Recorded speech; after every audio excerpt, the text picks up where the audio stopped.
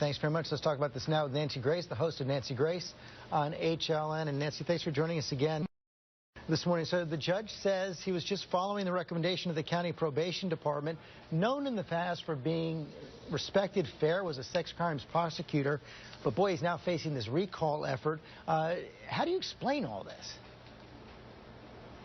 You know what? There is no logical explanation for what he did.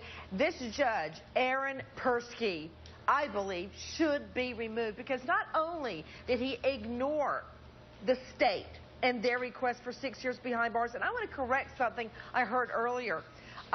When the passerbys, two guys went by on bicycles, they looked over, and the perpetrator, and he is a perpetrator, a jury found him guilty on 3 felony sex attacks on this girl. He wasn't beside her at that moment. He was on top of her, and she was naked from about the bra down, on the ground, on the dirt, the pine straw, by a dumpster. He wasn't just standing there. He was on her. They pull back. He jumps up and runs. He knew he had done something horribly wrong. Now, not only did the judge ignore the state recommendation, and I don't say the judge has to always agree with the state, but this is the law in that jurisdiction. The California Assembly said these felonies are punishable up to 10 years each, 10 to 14 years. He ignored the Assembly, which is us, the people. He ignored a jury that sat there and heard the evidence and returned these verdicts. And in my mind, and most important, the crime victim. He ignored her. I've dealt with so many rape victims, and I can't tell you what it takes to go through what they go through.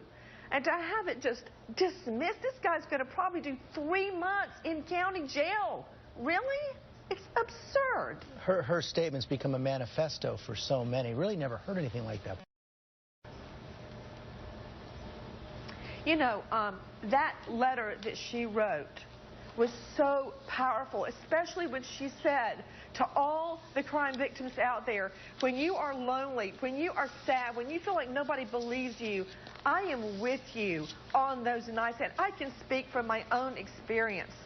Crime victims suffer not just during the crime, but on and on and on, especially rape victims.